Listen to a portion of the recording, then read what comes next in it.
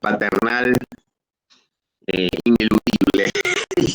Bueno, después, si no me lo echan en cara de toda la vida, o todo lo que me quede de vida. Tengo una hija chiquita de 13 años y me había olvidado que tenía un partido de hockey y me había comprometido a llevarla. Perdón. No, bien.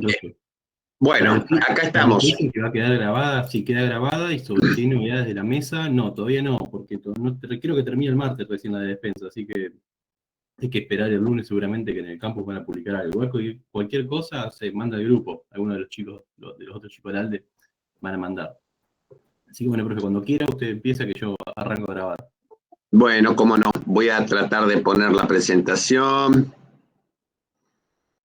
Ventana.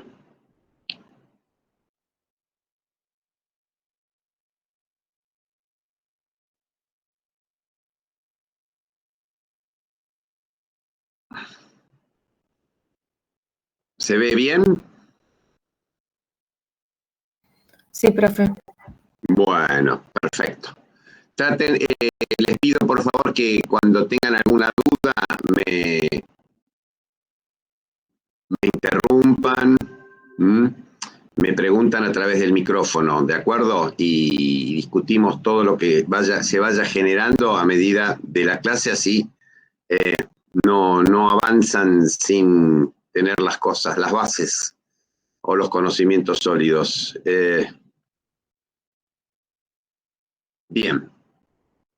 Comenzamos entonces. La clase de hoy va a hablar un poquitito de las generalidades de diabetes tipo 2, de la diabetes y del diagnóstico en general de la patología diabética. Y vamos a hablar un poquito de fisiopatología de la diabetes tipo 2 en su digamos, relación con la insulinoresistencia, que es la actividad que estuvimos viendo en la clase anterior.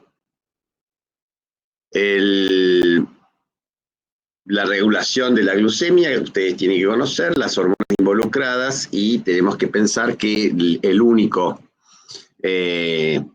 componente hipoglucemiante de este cuadro, de este conjunto hormonal es la insulina, ¿sí? Tenemos un principio hipoglucemiante y varias hormonas hiperglucemiantes.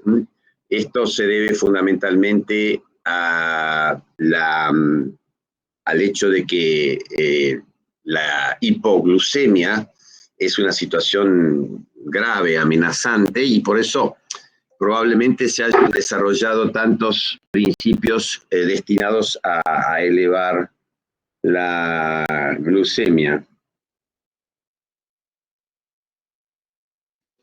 Tengo el celular en sonido, lo voy a poner en modo silencio. Bien. Entonces tenemos un principio hipoglucemiante, la insulina, y varias hormonas hiperglucemiantes, y esto tiene que ver fundamentalmente con el riesgo que representa la hipoglucemia y por eso tantos mecanismos destinados a compensarla. Pero bueno, el hecho es que la insulina, entonces, como única hormona hipoglucemiante, cuando se ve afectada su acción o su secreción, se va a producir un aumento de la glucemia, que es lo que cuando alcanza determinados valores conocemos como diabetes mellitus. Dentro del metabolismo de los hidratos de carbono y de los lípidos y de las proteínas, la insulina juega un papel muy importante porque en el periodo postprandial se va a secretar y va a hacer que los hidratos de carbono o que los nutrientes en general vayan a alojarse, digamos, o a ser incorporados en los distintos tejidos, tejido adiposo, en hígado, en músculo, y de esta manera entonces, cuando llegan los hidratos de carbono al intestino, se produce la absorción, la elevación de la glucosa plasmática, la secreción de insulina y la reducción de los niveles de glucagón, y esa insulina ejerce un efecto anabólico, entonces incrementando la captación de glucosa a nivel hepático, donde se deposita como glucógeno o puede ir a formar triglicéridos, ácidos grasos y triglicéridos, a nivel del tejido adiposo, donde también se puede almacenar en forma mínima como glucógeno y sobre todo como ácidos grasos y triglicéridos, y a nivel muscular, donde se va a incorporar como glucógeno. En el periodo interprandial, durante el ayuno, va a crecer la secreción de glucagón, y a medida que dure el ayuno puede aumentar también la secreción de hormona de crecimiento y cortisol. Y esto va a llevar a la ruptura de los depósitos, tanto lipídicos como de glucógeno, y esto va a contribuir obviamente al aporte de combustibles para que los tejidos los utilicen.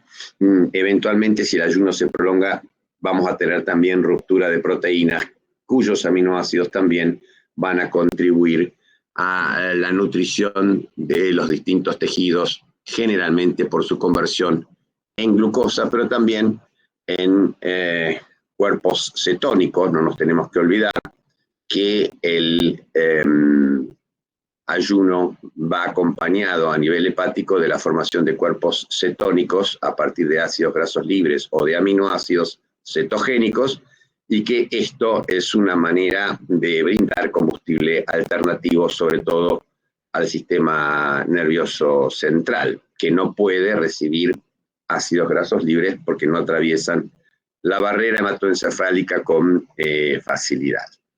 Bueno, hecha esta pequeña presentación sobre las acciones de la insulina, sobre los mecanismos de regulación de la glucemia en el ayuno y durante la fase postprandial.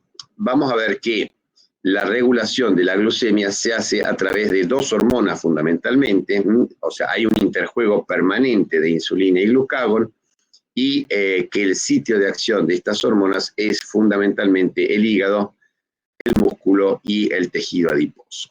Y la insulina lo que va a hacer es estimular, entonces, a nivel muscular y del tejido adiposo la captación de glucosa, y a nivel del hígado va a inhibir la producción de glucosa, o sea, la glucogenólisis y la gluconeogénesis. De esta manera, entonces, cuando actúa la insulina, el hígado produce menos glucosa, libera menos glucosa a la sangre, y el músculo y el tejido adiposo captan ávidamente glucosa y la metabolizan. Entonces, con este círculo cerrado, regulado por la glucemia, va a estar funcionando permanentemente. Entonces, cuando aumenta la glucemia, se secreta insulina, el hígado deja de producir glucosa, músculo y grasa captan glucosa y la glucemia baja. Viceversa, cuando la glucemia baja, se libera glucagón, el hígado produce glucosa, y esta producción de glucosa va a elevar la glucemia. El glucagón tiene efectos muy leves, no produce demasiados efectos a nivel periférico, y por supuesto sabemos que el almacenamiento de glucosa en el músculo pertenece al músculo, no lo presta y se queda ahí para ser utilizado durante el ejercicio. Durante el ejercicio, precisamente, se va a producir una ruptura de este círculo, de este mecanismo homeostático, glucemia, secreción de insulina de glucagón. ¿Por qué? Porque va a intervenir el sistema nervioso simpático, y por su cuenta, entonces, el sistema nervioso simpático, destinado, con un efecto destinado a proveer, entonces, energía al músculo que está realizando actividad física, va a disminuir la secreción de insulina actuando a nivel pancreático, va a aumentar la secreción de glucagón. También a nivel hepático, el simpático actúa directamente aumentando la producción de glucosa. Entonces, la conjunción de reducción de la secreción de insulina, aumento de glucagón y efecto directo del simpático a través de sus terminales nerviosas o de las catecolaminas circulantes, aumenta la producción de glucosa. Y esto lleva a que la glucemia se mantenga estable, a pesar de que en el músculo hay una captación de glucosa incrementada. O sea, en el ejercicio físico lo que vamos a tener es una adaptación a ese mayor consumo de glucosa, dado entonces por el simpático, que pone en marcha mecanismos hormonales y nerviosos destinados a aumentar, entre otras cosas, la producción hepática de glucosa. La concentración plasmática de glucosa se mide en ayunas, y tiene que haber un ayuno de por lo menos 8 horas, y lo que estamos mostrando acá es la evolución de las glucemias en ayunas a lo largo de 30 años aproximadamente. Y esto está mostrando cómo en la abscisa tenemos la glucemia, la prevalencia de diabetes en el 80 y los niveles de la prevalencia de diabetes en 2010. O sea, 30 años de evolución hicieron que en vez de estar los puntos agrupados, si las dos prevalencias fueran iguales, tendrían que estar todos los puntos agrupados a lo largo de esta línea. Y, como ustedes ven muy bien, se ha producido un corrimiento hacia la izquierda, o sea, ha aumentado la prevalencia, y en muchos países del mundo se ha producido una duplicación del número de personas con diabetes. Y si ustedes miran el punto azul más grande, que representa las cifras a nivel mundial, podemos ver que en estos 30 años la cantidad de sujetos con diabetes se ha duplicado o un poquito más a nivel mundial. La diabetes, que tiene una definición clásica, que es un grupo de enfermedades metabólicas, ¿sí? No es una enfermedad, sino son distintas enfermedades que se caracterizan por un elemento común, que es la hiperglucemia, y esta hiperglucemia es el resultado de la alteración en la secreción de insulina, en su acción o en ambos mecanismos. Esa es una definición tradicional, pero esa definición tradicional no incluye dos factores importantes relacionados con digamos, la capacidad de la diabetes de generar enfermedad. Porque la diabetes se acompaña de trastornos vasculares, de complicaciones vasculares que son muy gravosas a la hora de generar enfermedad, generar sufrimiento y generar costos. Y al mismo tiempo, en las personas con diabetes se registran otras alteraciones metabólicas que también contribuyen al daño vascular. Entonces, una definición operativa de diabetes mellitus incluye, obviamente, la presencia de hiperglucemia, o sea, decimos que es un trastorno crónico, que es heterogéneo, que es progresivo, porque los niveles glucémicos no van a aumentar y se van a quedar en un nivel, sino que van a tender, hay una tendencia al deterioro del control metabólico a medida que pasan los años, y que ese trastorno entonces crónico, heterogéneo y progresivo se caracteriza por hiperglucemia, por otras alteraciones metabólicas, por ejemplo, dislipidemia, pero puede haber también asociada hiperuricemia, trastornos en el metabolismo de las proteínas, fundamentalmente de algunos aminoácidos, que la diabetes es, la mayor parte de las personas con diabetes están agrupadas en dos formas clínicas principales, denominadas diabetes tipo 1 y diabetes tipo 2, que tiene una prevalencia elevada, que alcanza al 10% de la población adulta a nivel mundial, y que se acompaña de complicaciones vasculares que afectan la retina, afectan los glomérulos o los riñones, afectan los nervios periféricos, el sistema nervioso central, y producen entonces complicaciones muy gravosas o deleterias. Vamos a hablar un poquitito del diagnóstico de diabetes y cómo precisamente es la hiperglucemia lo que caracteriza a este trastorno. El diagnóstico se basa en la medición de la glucemia plasmática en ayunas, como ya dijimos, por lo menos un ayuno de 8 horas,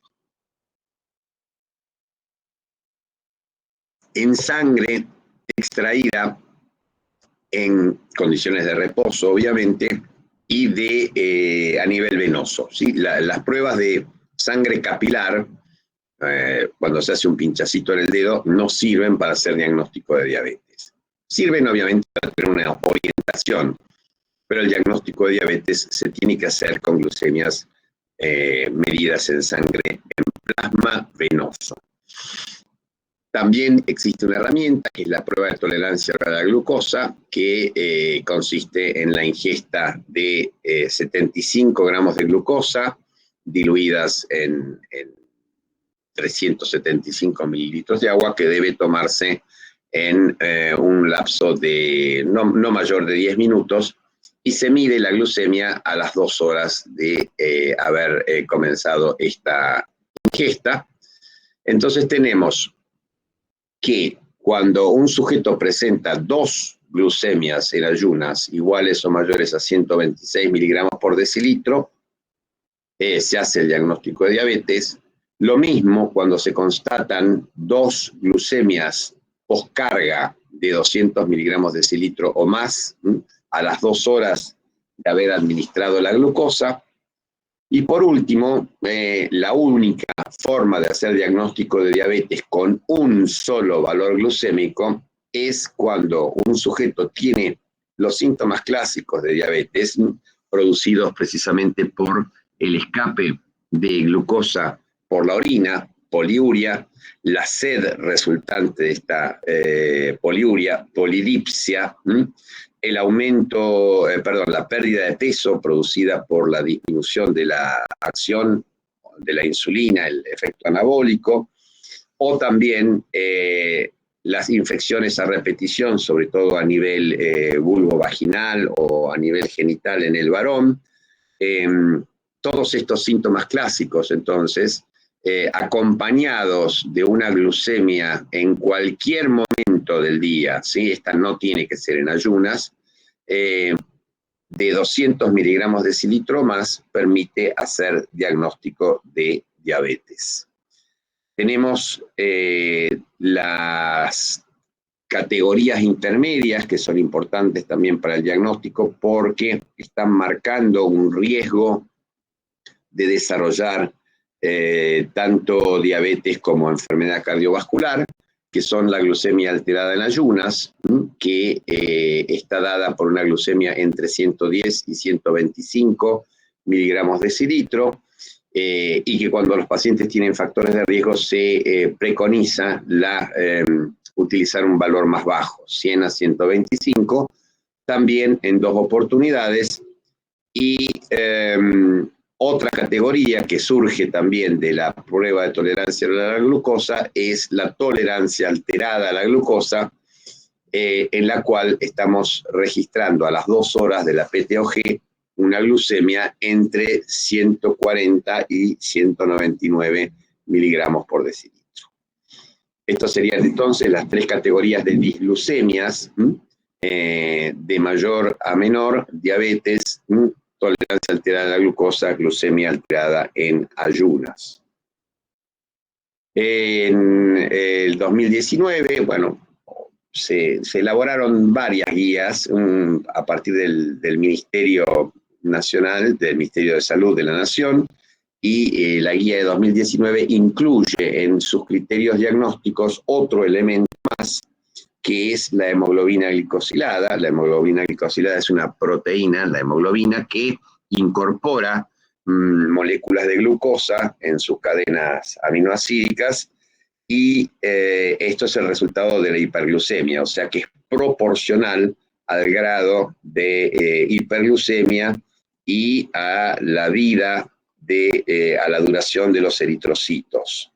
Es una prueba que es más cara, mucho más cara, 50 o 60 veces más cara que la glucemia, y es una prueba que no se realiza en todos los laboratorios en forma apropiada.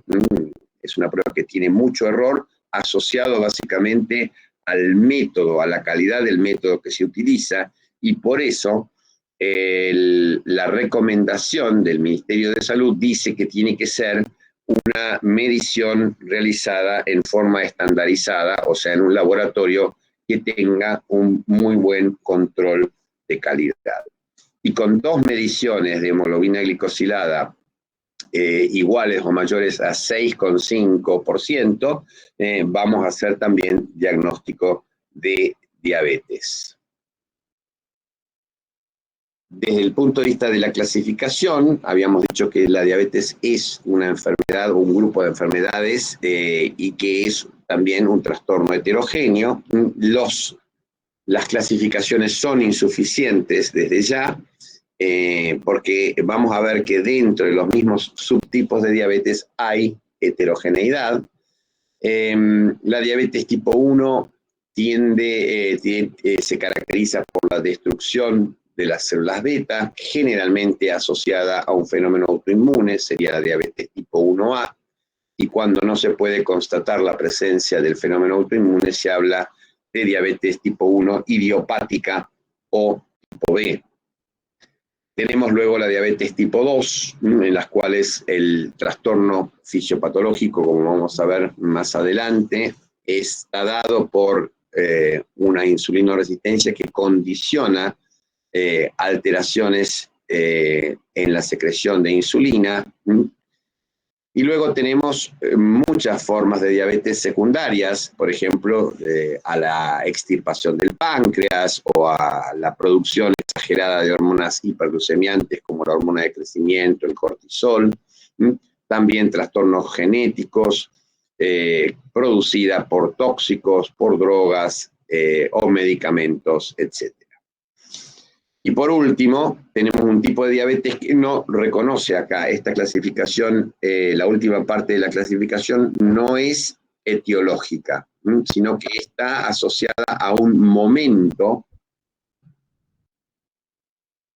vital que es el embarazo. Y se habla entonces de la diabetes gestacional cuando la hiperglucemia se detecta durante el embarazo, independientemente de los factores etiológicos.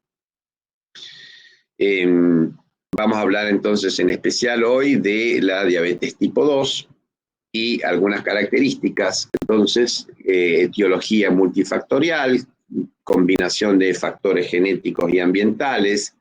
Hay heterogeneidad, tanto genética como fenotípica. ¿Qué quiere decir esto?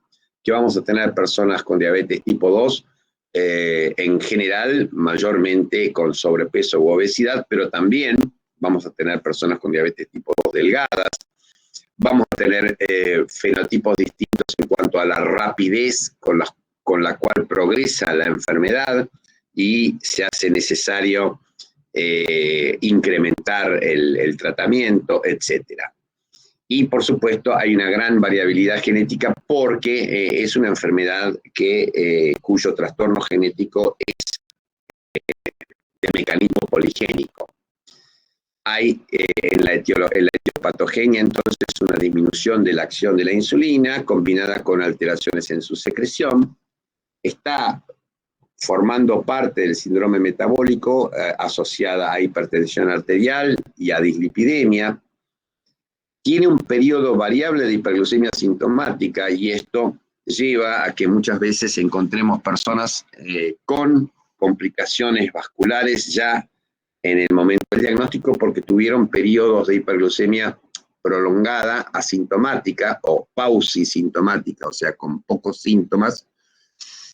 Es generalmente, pero no exclusivamente, propiedad de los adultos, por eso antes se la llamaba diabetes del adulto, y también en general está asociada a obesidad central, acordémonos que forma parte de los elementos del síndrome metabólico, y como la falta de insulina en general es parcial, es muy poco frecuente la cetoacidosis, a diferencia de lo que ocurre, por supuesto, en la diabetes mellitus tipo 1. Sin embargo, es posible que una persona con diabetes tipo 2, en una situación de estrés agudo importante, por ejemplo, durante un infarto o durante una neumonía, se precipite una descompensación cetoacidótica. Una cosa importante con respecto al tratamiento es el hecho de que los pacientes con diabetes tipo 2 van a llegar a necesitar insulina para el control.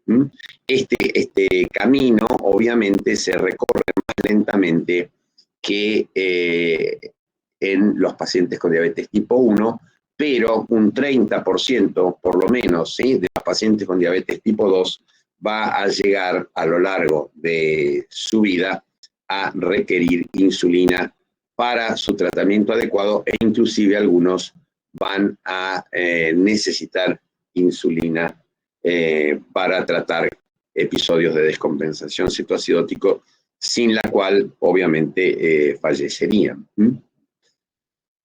Este mensaje, este es un grupo de mensajes de la Federación Internacional de Diabetes que resalta su importancia como enfermedad a nivel mundial. 1 de cada 11, estos son datos del 2016, creo, en este momento estaríamos llegando a 1 cada 10.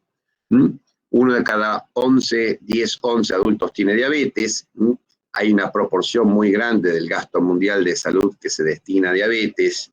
Hay muchas personas con diabetes sin diagnosticar, y 1 de cada 7 nacimientos se ve afectado por diabetes gestacional, y esto es muy importante porque produce alteraciones en los recién nacidos y en las mujeres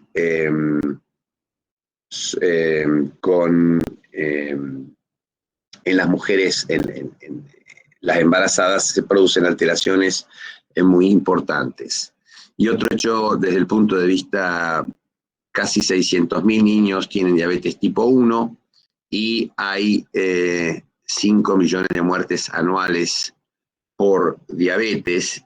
Y desde el punto de vista de la distribución en los distintos países, es muy importante señalar que 3/4 partes de las personas con diabetes viven en países de ingresos medianos o bajos, y esto condiciona la forma en la cual se hace el diagnóstico y el tratamiento, ¿sí? Porque uno puede leer cosas muy sofisticadas con respecto al diagnóstico de la diabetes o a herramientas terapéuticas, pero tenemos que recordar que estos elementos diagnósticos y terapéuticos los tenemos que implementar en el medio en el cual nos encontramos, y darle mucho peso, mucha importancia al tratamiento y la detección de la diabetes en el primer nivel de atención, siempre dentro de estrategias de atención primaria de la salud, y también al hecho de que este costo importante digamos, para la salud se podría ver muy mitigado con campañas de prevención que son sumamente efectivas, ¿sí? Así que esto es una cosa a tener en cuenta. Bueno, se prevé que esta cifra actual de 400, casi 500 millones de personas con diabetes se va a incrementar para el 2045 en un 50% a nivel mundial, y en nuestro continente también va a ser un poco superior. El número de personas con diabetes es de 32 millones, va a llegar casi a 50 millones en el 2045.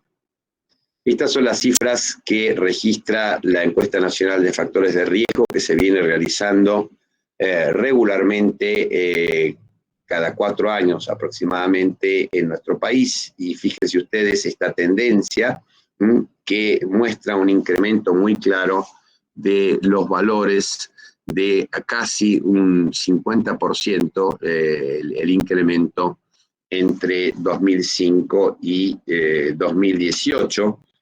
Y este incremento está muy ligado, como ya estuvimos hablando, a la insulinoresistencia que se asocia a la obesidad. Y la obesidad, fíjense ustedes cómo crecieron las cifras de sobrepeso y obesidad en nuestro país en este mismo periodo, medido a través de la misma herramienta, la Encuesta Nacional de Factores de Riesgo.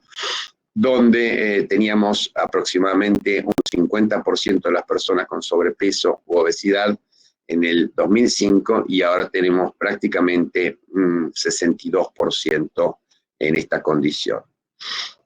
Esto nos tiene que poner, por un lado, alerta, sin caer en el pesimismo, pero nos tiene que llevar a buscar todas las medidas que se puedan implementar para prevenir este aumento de la epidemia de obesidad y las consecuencias sobre metabólicas, sobre el aparato cardiovascular, etc. Desde el punto de vista de la medición, porque lo anterior es una encuesta, ¿sí? Uno va por las casas, se hace un diseño de qué casas se van a entrevistar y se pregunta con respecto a la prevalencia de hiperglucemia o diabetes.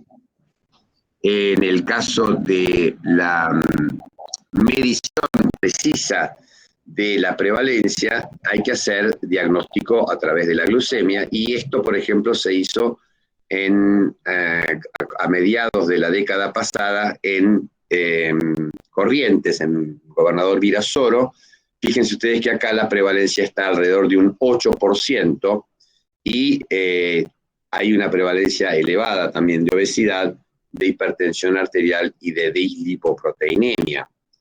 Pero estos datos yo los quiero traer porque a través del diagnóstico mediante las glucemias se encontró que de ese 8% aproximadamente de personas con diabetes, un tercio, o sea, 1 de cada 3 personas a las cuales se le diagnosticó diabetes o se le encontró diabetes a lo largo de esta evaluación, no sabían que tenía diabetes. O sea, había un 32% de sujetos con diabetes no diagnosticados, y obviamente estos sujetos no están recibiendo tratamiento, están hiperglucémicos. Y hay una clara relación entre la hiperglucemia y la generación de daño a nivel de retina, a nivel de riñón, a nivel de los nervios, y este gráfico, que es el resultado del análisis de un estudio realizado en los 80 y los 90 del siglo pasado, que se llama el estudio del control de la diabetes y de las complicaciones, o DCCT. Este está realizado en diabetes tipo 1, y fíjense ustedes cómo a medida que se logra mejorar el control metabólico, disminuye el riesgo de desarrollar complicaciones, y por eso se establece que una hemoglobina glicosilada entre 6,5 y 7 va a minimizar el riesgo de desarrollar complicaciones. Pero por otro lado también, cada vez que uno disminuye la hemoglobina glicosilada, ese riesgo se va a ir reduciendo. O sea, no es que hay que llevar a todos los pacientes a este nivel, porque puede ser peligroso, por ejemplo, en pacientes de mucha edad, llevarlos a niveles de hemoglobina cercanos a 7 por el riesgo de desarrollar hipoglucemias. Entonces, además de tener un umbral para el desarrollo de complicaciones que está entre 6,5 y 7, cualquier descenso en la hemoglobina glicosilada es bueno.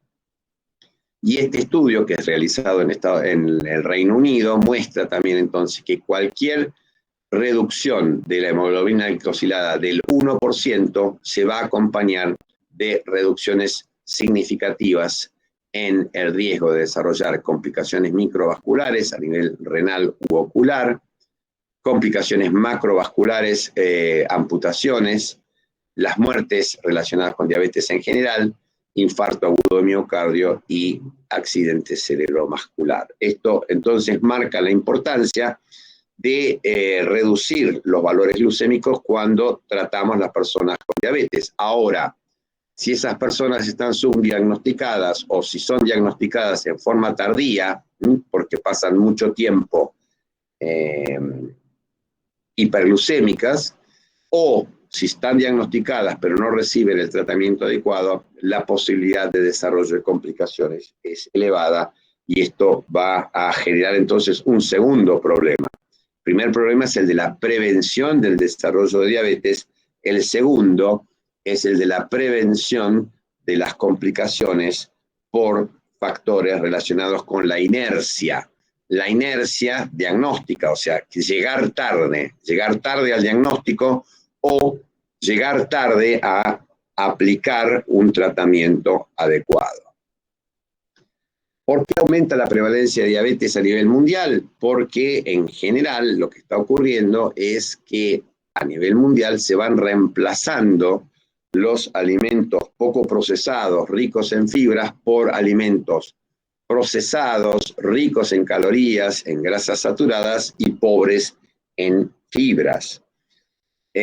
Porque cada vez nos movemos menos, ¿sí? Y los medios de transporte, la diversión, o sea, las pantallas, tanto televisivas como las computadoras, etcétera, están haciendo que nuestra vida sea cada vez más sedentaria, porque cada vez vivimos más y como vamos a ver, el aumento de la edad se acompaña de un aumento de la insulinoresistencia y una disminución de la secreción de insulina, porque existen tóxicos ambientales que aumentan la insulinoresistencia y o deterioran la secreción de insulina, y también se atribuye un factor etiopatogénico importante al estrés que acompaña la vida en nuestras sociedades. Acá tenemos un gráfico que señala cómo se va a ir modificando la tolerancia a la glucosa a lo largo de los años, ¿sí? Vamos a ver que a partir de los 40 años ya se va a instalar un cierto grado de insulinoresistencia y también se va a acompañar de una secreción de insulina reducida. Ahora bien, en presencia de genes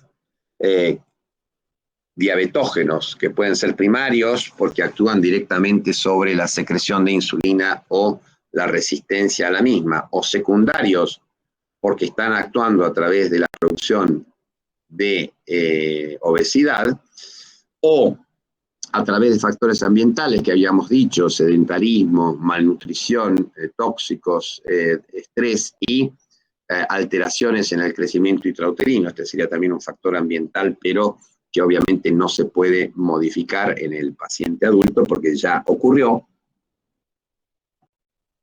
Estos factores hacen entonces que el avance de tolerancia normal hacia las alteraciones que condicionan la diabetes tipo 2 se haga mucho más rápidamente y se genere entonces este trastorno. Habíamos visto en la clase pasada que había una relación directa entre la obesidad central y el riesgo de desarrollar diabetes mellitus, y que la insulinoresistencia estaba asociada al aumento de la grasa visceral y no así de la grasa periférica. Por eso se habla de que la obesidad central es la que tiene, la que induce un riesgo metabólico relevante. La obesidad se asocia entonces a un aumento de los niveles de ácidos grasos libres circulantes que producen entonces insulinoresistencia a través de distintos mecanismos.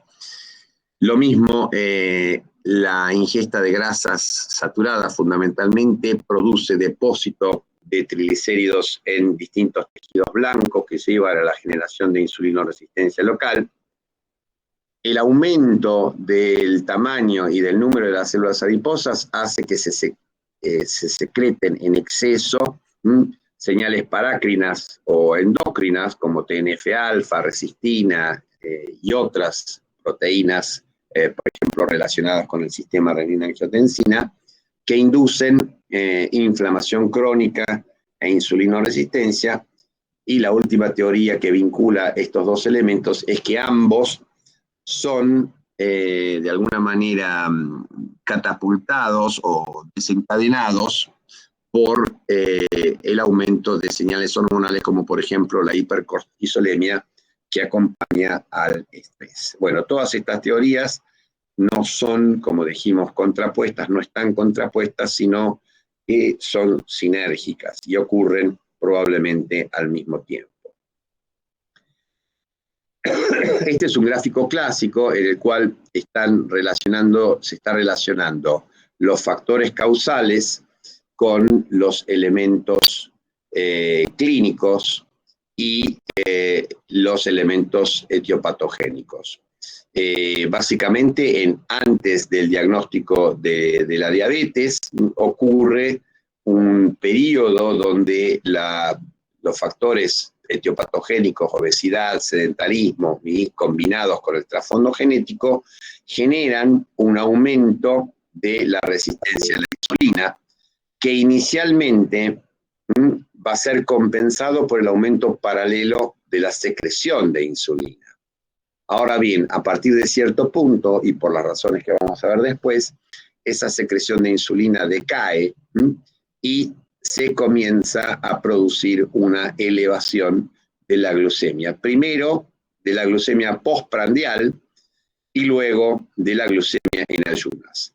Y es en este momento, ya sea a partir de la glucemia postprandial, que sería un elemento diagnóstico más preciso o más sensible que la glucemia en ayunas, pero obviamente un poco más costoso, si no le haríamos pruebas de tolerancia a todas las personas y esto obviamente no se realiza.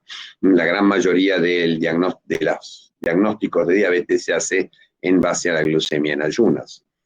Pero con cualquiera de los dos elementos se hace el diagnóstico y a partir del diagnóstico se va a instalar el tratamiento. Y lo que vamos a ver que durante el tratamiento la insulinoresistencia va a mantenerse, pero se va a agregar un factor de deterioro de la glucemia, que es la caída de la secreción de insulina. Y esta caída de la secreción de insulina condiciona entonces esa progresión de la alteración metabólica que hace que las personas con diabetes tipo 2 requieran un tratamiento muy dinámico que esté siempre siguiendo las necesidades de esta caída de la secreción de insulina y que llevan, como dijimos, en un 30% de los casos, a que cuando la secreción de insulina está muy reducida,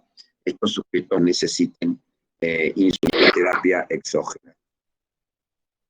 Entonces, de los factores que concurren a la producción de insulinoresistencia, ¿sí? Factores genéticos, factores ambientales relacionados con el estilo de vida, la obesidad, factores tóxicos ambientales o trastornos en el crecimiento en la vida intrauterina, resulta la producción de insulinoresistencia que genera entonces daño de las células beta a través de mecanismos de sobrecarga y de otros elementos que vamos a ver después.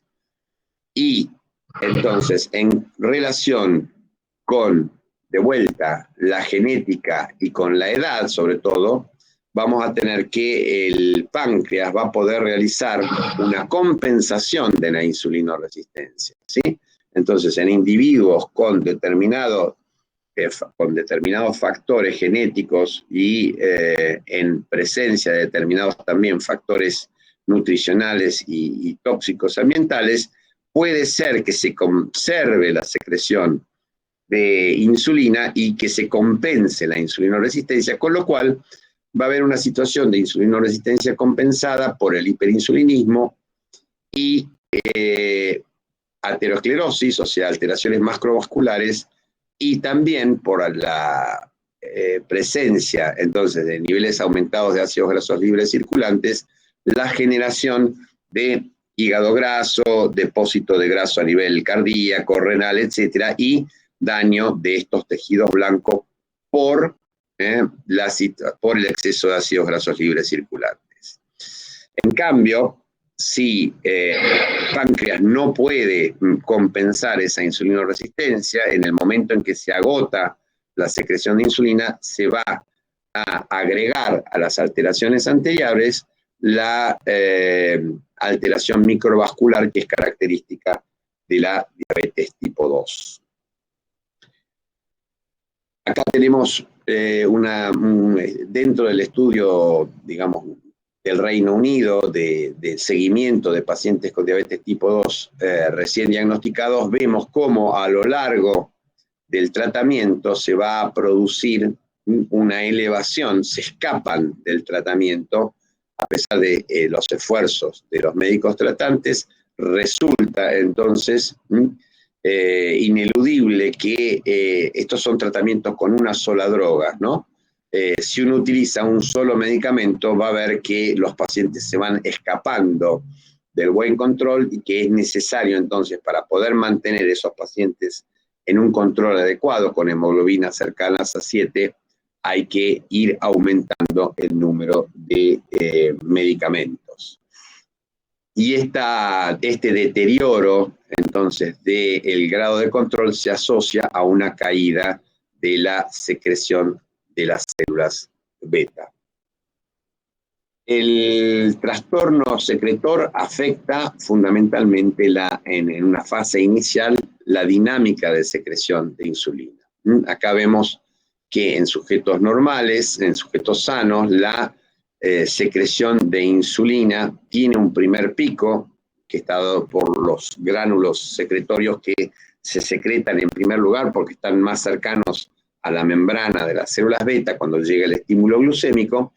Y luego, cuando a medida que ese estímulo glucémico perdura, se produce una segunda fase de secreción por la llegada de los gránulos que están más distantes y por el comienzo del estímulo de la síntesis de insulina. Ahora bien, en las personas con tolerancia alterada y con diabetes tipo 2, vamos a ver que se va a ir perdiendo. Fíjense, esta sería la respuesta al estímulo glucémico en sujetos metabólicamente sanos o con tolerancia normal a la glucosa, estos en sujetos con tolerancia alterada y en las personas con diabetes en rojo prácticamente ese primer pico secretorio de insulina está ausente. Y este primer pico, como muestra este gráfico, es muy importante para poder controlar la hiperglucemia postprandial. ¿Sí? Acá tenemos graficada la amplitud o la altura del primer pico y acá tenemos graficada la respuesta a las 2 horas de una prueba de sobrecarga oral a la glucosa. Y vamos a ver entonces que aquellos sujetos que conservan una buena secreción de insulina en el primer pico tienen niveles glucémicos aceptables después de la sobrecarga con glucosa. Pero a medida que se va deteriorando ese primer pico, se va a ir produciendo entonces una elevación de la glucosa postprandial. Y lo mismo se puede ver la evolución en el tiempo, aquí ya midiendo toda la secreción de insulina, en sujetos entonces con tolerancia normal, tenemos esta excursión glucémica después de una prueba de tolerancia oral. En los sujetos con tolerancia alterada a la glucosa ya se dispara se dispara la glucemia y se dispara también la secreción de insulina, que se hace más cuantiosa porque son precisamente insulinoresistentes. Y a medida que va aumentando la glucemia, acá tendríamos sujetos con una diabetes leve, con glucemias en ayunas entre 110 y 150, y vemos que la excursión glucémica es mayor, pero acá ya se deterioró la secreción tardía también de insulina, y en última instancia, cuando los sujetos ya tienen glucemias en ayunas mayores a 150, las excursiones glucémicas postcarga son muy elevadas y esto se asocia a una secreción de insulina muy reducida. Esto está mostrando entonces la progresión de la hiperglucemia, distintos grados de hiperglucemia a medida que avanza el deterioro de la secreción de insulina. Y el deterioro, la caída de la secreción de insulina se asocia a una pérdida, a una disminución del número de células beta, y esta disminución se puede constatar tanto en los sujetos con glucemia alterada en ayunas o con diabetes tipo 2, obviamente es mayor en este último caso, ¿sí? Estos son hallazgos autópsicos en los cuales se encontró en sujetos que habían sido categorizados previamente, en el año previo a su fallecimiento, como normotolerantes, como sujetos con glucemia alterada en ayunas o como sujetos con diabetes, y fallecen. Se hace la extracción del páncreas y se encuentra entonces una disminución de la masa de células beta, o sea, del volumen que ocupan las células beta en los islotes, significativa, tanto en los sujetos con glucemia alterada en ayunas como en los sujetos con diabetes tipo 2. Y en esos cortes se encuentra que estos serían tejidos ductales y estos serían islotes. Acá tendríamos una cantidad importante de células productoras de insulina en los ductos. Si quiere decir que hay, entonces, una capacidad de generar células productoras de insulina a partir de células exócrinas, lo que está hablando entonces de que existen una plasticidad que permite de alguna manera compensar la necesidad de contar con nuevas células de insulina. Pero si ustedes ven acá, la tasa de duplicación o de aumento del número de las células es superada por un aumento significativo de la cantidad de células beta que mueren. Acá la tasa de apoptosis está claramente incrementada y esto es lo que lleva a la disminución de la masa de células beta. Profe, Sí, ¿te puedo hacer una consulta? por supuesto. Hay una compañera que puso en los mensajes y ahí preguntaba por qué la diabetes tipo 1, los linfocitos T generan la destrucción de las células beta. Aprovecho que como estás hablando de eso, aprovecho y No, te pregunto. estamos hablando de la diabetes tipo 2, pero que no en la diabetes tipo 1 en realidad tiene otro mecanismo de producción. En la diabetes tipo 1 se produce una pérdida de la tolerancia a antígenos que están presentes en las células beta. Y esta pérdida de la tolerancia lleva al daño citotóxico. Es un mecanismo totalmente distinto. Ah, bien, bien, bien. Es un mecanismo autoinmune. La diabetes tipo 1 es una enfermedad, en la mayoría de los casos, en un 95-98% de los casos de diabetes tipo 1 se trata de un fenómeno autoinmune. ¿De acuerdo? Sí, perfecto. Gracias. Bien. En el caso de la diabetes tipo 2, vamos a tener un trasfondo genético, o sea, vamos a tener polimorfismos en distintos genes relacionados con la actividad de las células beta, con su replicación, con la síntesis de insulina o con los mecanismos de detección de los niveles glucémicos, y estos polimorfismos de los genes se asocian a mecanismos de daño provenientes o asociados, perdón, a la insulinoresistencia. Entonces, los elementos de la insulinoresistencia generan un mecanismo de daño que afecta fundamentalmente a los páncreas marcados para fallar.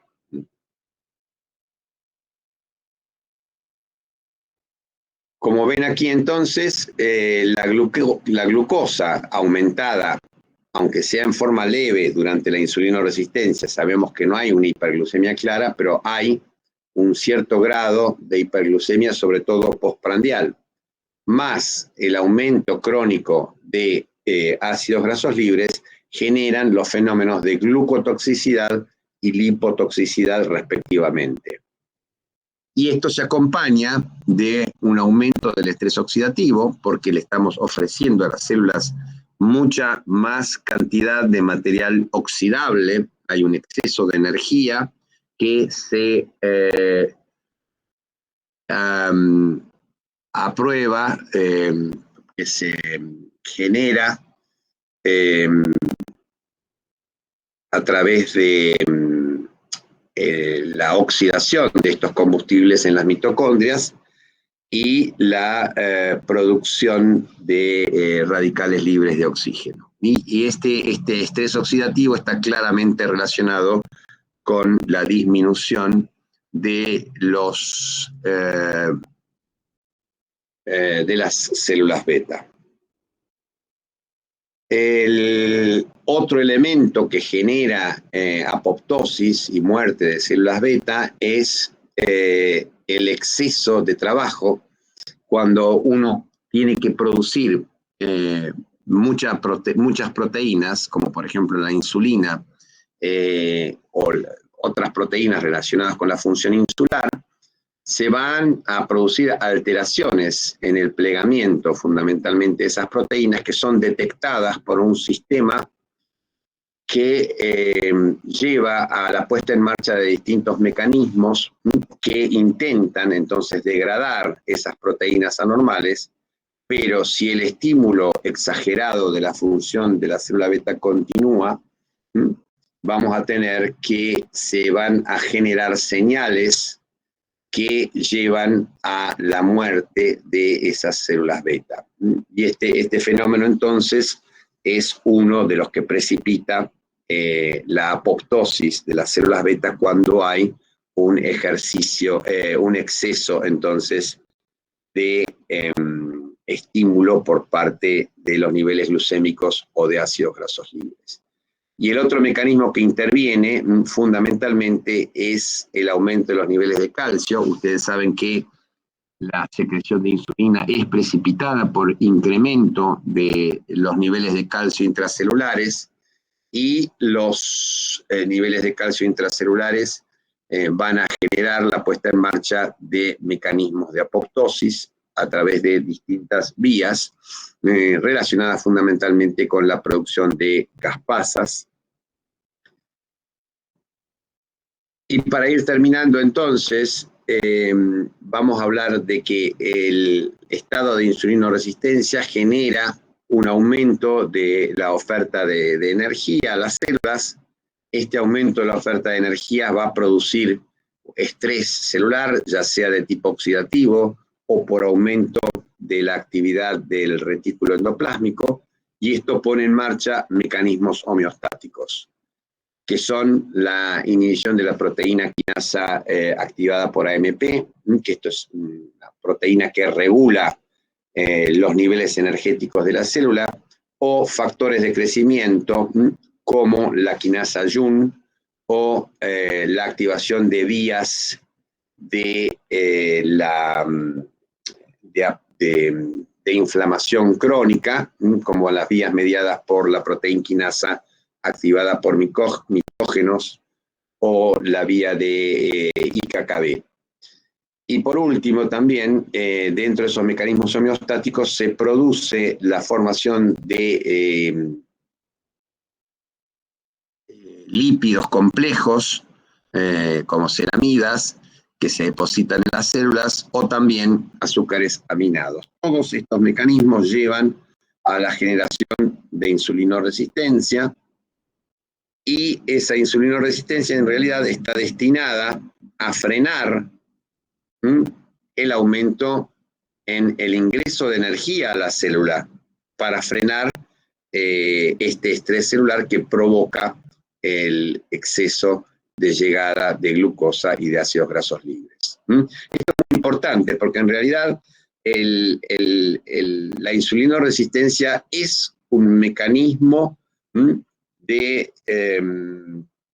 adaptación al exceso de nutrientes y que lleva al depósito de lípidos, por ejemplo, o en distintos órganos, y esto ocurre porque nosotros tenemos en nuestro pasado lejano un estilo de vida que está dado por el hecho de que se ingiere alimentos en forma esporádica. O sea, nosotros hemos crecido como seres humanos en una situación en que la provisión de alimentos no era algo que estaba garantizado todos los días, sino que el hombre del Paleolítico tenía que salir a cazar, a buscar elementos, y pasaba varias semanas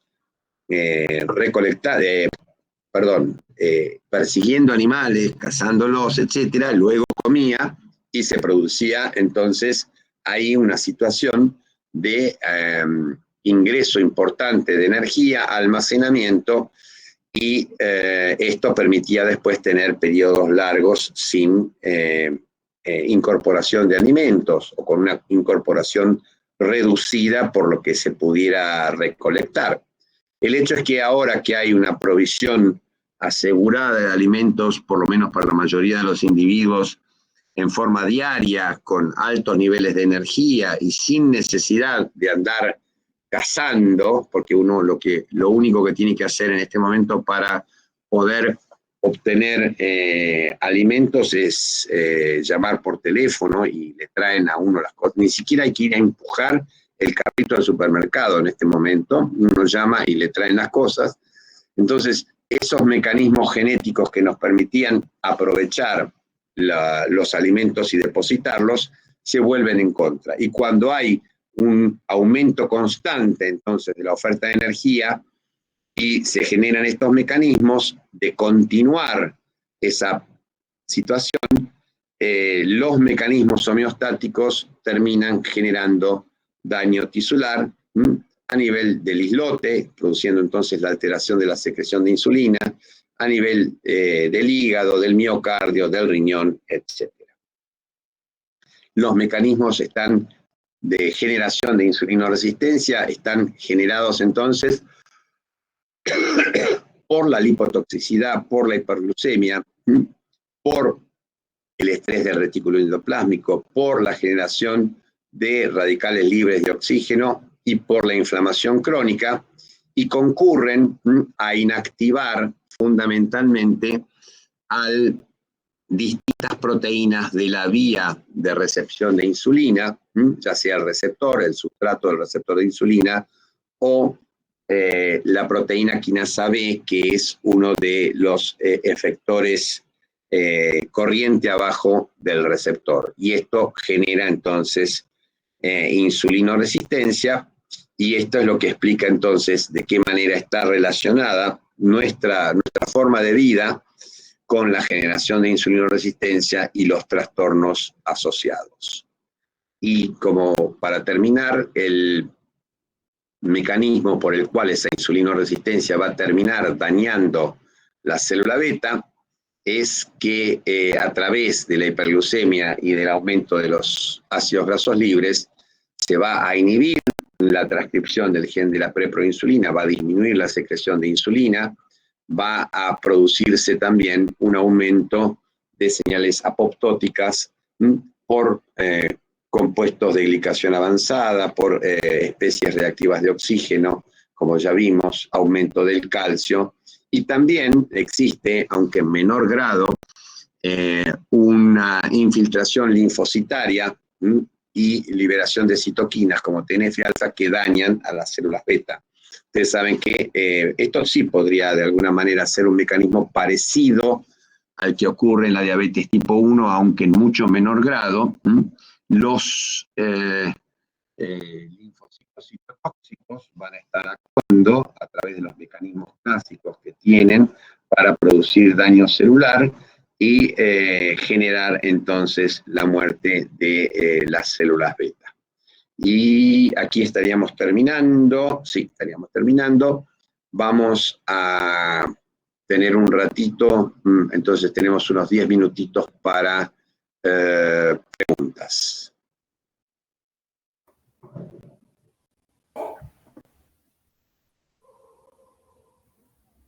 Yo tengo una pregunta.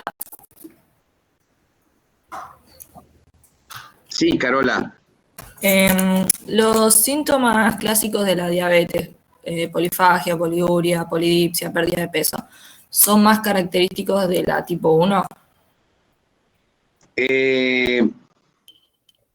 Son más abruptos, o sea, son característicos de una descompensación, y la descompensación obviamente es mucho más importante y se produce más rápidamente en la diabetes tipo 1.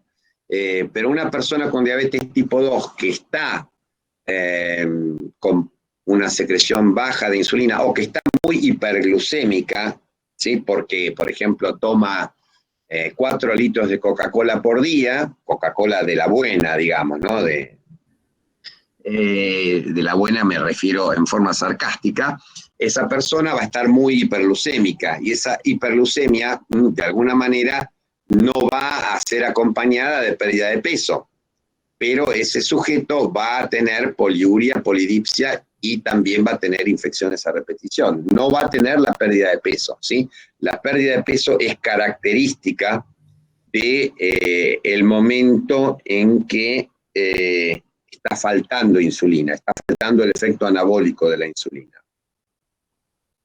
Muchas gracias. No, no hay de qué. Profe, yo tenía una duda acerca de si hacemos un tratamiento exhaustivo en la diabetes tipo 2, ¿va a tener patologías posteriores o solo se producen en aquellas personas que tienen un retraso en su diagnóstico o cuando son diagnosticadas no son bien tratadas? Bueno, sería muy optimista decir que si nosotros tratamos a todos los pacientes con diabetes tipo 1 o tipo 2 en forma adecuada, no se van a producir complicaciones porque esto, en realidad, la dependencia de la generación de complicaciones de los niveles glucémicos es solo uno de los elementos. También hay, en el caso de las complicaciones, también hay factores genéticos, o sea, hay individuos que son más susceptibles a la hiperglucemia porque tienen factores genéticos. Entonces, por más que uno corrija la hiperglucemia, o no va a lograr los mismos efectos que en otros individuos que tienen otro trasfondo genético. Entonces, considerada poblacionalmente o grupalmente, los pacientes con diabetes se benefician del tratamiento que tiende a disminuir los niveles glucémicos. Ahora, individualmente puede ser que no logres el mismo efecto en todos los pacientes, ¿de acuerdo? Sí, profe. Pero sí, obviamente la conducta tiene que ser disminuir los niveles glucémicos. ¿Por qué? Porque en la mayoría de los pacientes vas a obtener un resultado favorable. ¿Y el daño renal es más susceptible en los pacientes diabéticos que casi siempre? Por más que nosotros tratemos con algún tratamiento en la diabetes tipo 1 o 2. No. El daño renal, bueno, justo fíjate vos, el daño renal hay muchos factores que generan daño renal. Por ejemplo, la insulinoresistencia, la hiperglucemia, pero también la hipertensión arterial, la posibilidad de que haya infecciones a repetición a nivel renal que sean ascendentes, el uso de medicamentos, por ejemplo, es muy común que el uso reiterado de ibuprofeno o de otros analgésicos de tipo aspirina daña, o sea, hay factores concurrentes, entonces es muy difícil establecer una relación causal directa, pero sí, el daño, la función renal, la alteración de la función renal es también susceptible a la mejoría glucémica, ¿sí? Gracias, profe. Sí. Doctor, buen día. Buen día. Consulto. En la actualidad se está viendo mucho en publicidad, más que nada en televisión, sobre, entre comillas, efectos milagrosos en el control de la glucemia con inhibidores de carbohidratos, se le dicen, ya sea de captación o de metabolismo. ¿Qué opina de esto? ¿Es dinero mal gastado o tiene alguna utilidad realmente? No sé de qué tipo de... Es un tratamiento farmacológico, porque inhibidores de carbohidratos no pertenece a ningún tipo de los grupos de drogas aceptadas para el tratamiento de la diabetes, así que no sé a qué te referís. Bien, se lo ha visto bastante en publicidades, digamos, donde dicen que hay mejora de la calidad de vida en pacientes